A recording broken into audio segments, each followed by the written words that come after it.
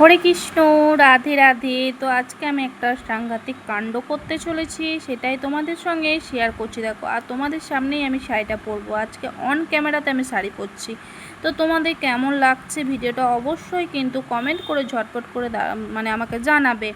তো এই যে দেখো, শাড়িটা আমি কিন্তু নাইটির উপরেই পরে নিচ্ছি, কারণ এইভাবেই আমি কিন্তু পরে অনেক কাজের মধ্যে প্রচুর ঝামেলাতে থাকি। বুঝতেই পারছো, মেয়ে মানুষটাকে আমার টিউশন নিয়ে যেতে হয়, টিউশন থেকে নিয়ে আসতে হয়, স্কুলে দিয়ে আসতে হয়, নিয়ে আসতে হয়। যখন আমি এক চক্করে থাকতাম তখন যখন মেয়েটা ছোট ছিল তখন এইভাবে প্রায় আমি শাড়ি পরতাম, কারণ একা হাতে সমস্ত কিছু কাজ করা।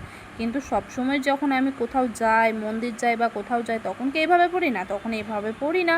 তো এখন এই যে তাড়াহুড়োর সময়, ওই জন্যে কিন্তু এইভাবে শাড়িটা আমি পরে নিচ্ছি। আমি এখন যাব বাজারে।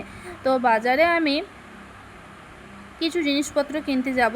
আজকে সবজির বাজার বসেছে এখানে শুক্রবার, আর তোমার সোমবার বাজার বসে। তার জন্যে কিন্তু আজকে শুক্রবার, ওই জন্য বাজারে চলে যাব। আর বাজার থেকে এসে মেয়ে কিন্তু রান্নাবান্না করছে বলে আমাকে বাজার থেকে এসে রান্নাবান্নাটা আজকে করতে হবে না, কারণ আজকে মেয়ে রান্নাবান্নার হয়ে গেলে, ভগবানকে ভোগ লাগানো কমপ্লিট হয়ে গেলে আমরা চলে যাব আজকে এক চক্রাতে। কারণ আজকে এক চক্রাতে হচ্ছে উল্টো রথযাত্রা, তাই উল্টো রথযাত্রা দেখতে চলে যাব। তো শাড়িটা দেখো আমি নাইটির উপরেই পরে নিচ্ছি। আর তোমরা এইভাবে কে কে শাড়ি পরো অবশ্যই জানি কেউ শাড়ি এইভাবে পরবে না, সুন্দর করে সবাই সেজে কুজে থাকো। কিন্তু আমার অত সুন্দর করে সেজে কুজে থাকার সময় পর্যন্ত নেই, কারণ আমার অনেকটাই কাজের চাপ, একা হাতে সমস্ত কিছু কাজ আমাকে করতে হয়। তো আমি ভয়েসটা খুব তাড়াতাড়ির উপরে দিয়েছি, কারণ আমি এখন সেলাই করতে বসেছি। মেয়ে কিন্তু রান্নাবান্না পুরো কমপ্লিট করে ফেলেছে। আমার হাটে থেকে আসার পরেই কিন্তু আমি ভয়েসটা দিয়েছি। আর আমার শাড়ি পরাটা কেমন লাগলো তোমাদের অবশ্যই কিন্তু ঝটপট করে কমেন্ট করে জানাবে। তো শাড়ি পরা হয়ে গেলে আমি চলে যাব, কিন্তু এখন আমি বাজারে। তো আমার শাড়ি পরা অনেকটাই কিন্তু কমপ্লিট হয়ে গেছে। তারপর তোমাদেরকে দেখাই, চলো। শাড়িটা পরার পরে কি তোমাদের লাগছে যে আমি নাইটির উপরে শাড়িটা পরেছি? কিন্তু কেউ অতটা বুঝতে পারবে না, কারণ আমি গায়ে ঢাকাটা নিয়ে নেবো। ঢাকাটা নিয়ে নিলে কিন্তু, আর এমনিতেই আমি কিন্তু গা ঢাকাই শাড়ি পরতে পছন্দ করি।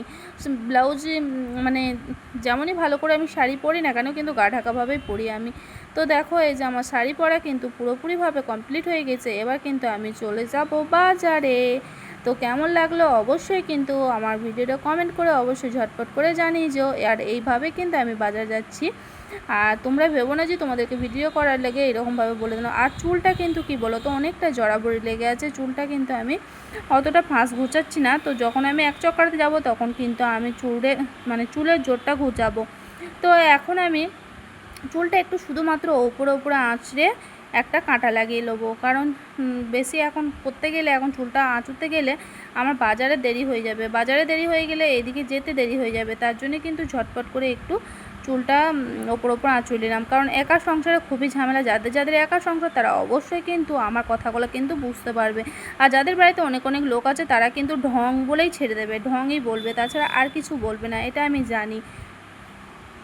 তারপরে এই যে দেখো, আমার কিন্তু শাড়ি পরা পুরোপুরি কমপ্লিট হয়ে গেছে, চুল বাঁধাও কমপ্লিট হয়ে গেছে। এরপরে কিন্তু আমি চোখে চশমাটা দিয়ে নেবো, কারণ চশমাটা না দিলে রোদের মধ্যে আমি কিন্তু তাকাতে পারি না। রোদ লাইট আমি তাকাতে পারি না, এবং খালি চোখেও কিন্তু আমি সেলাই করতে পারি না। তার জন্য কিন্তু এবার চশমাটা নিয়ে আমি কিন্তু বেরিয়ে পড়বো। আর এই যে দেখো, চশমাটা আমি আনতে চলে যাচ্ছি। আর রুমটা কিন্তু আমি সুন্দরভাবে গুছিয়ে রাখি, কারণ ভাড়া বাড়ি হলেও আমি নিজের বাড়ির মতো করেই রাখি। কারণ আমার যেহেতু নিজস্ব বাড়ি নেই, ভাড়া বাড়িটাকেই নিজস্ব বাড়ি বলে মনে করতে হবে, কারণ আমি পয়সা দিয়ে থাকি, আমি কিন্তু ফ্রিতে থাকি না। তো এটাই এখন আমার নিজের বাড়ি। যাই হোক, তো চলো, অনেক গল্প করে নিলাম তোমাদের সঙ্গে। আর তোমাদের কেমন আমার ভিডিওটা লাগলো অবশ্যই কিন্তু কমেন্ট করে জানিয়ে যেও ঝটপট।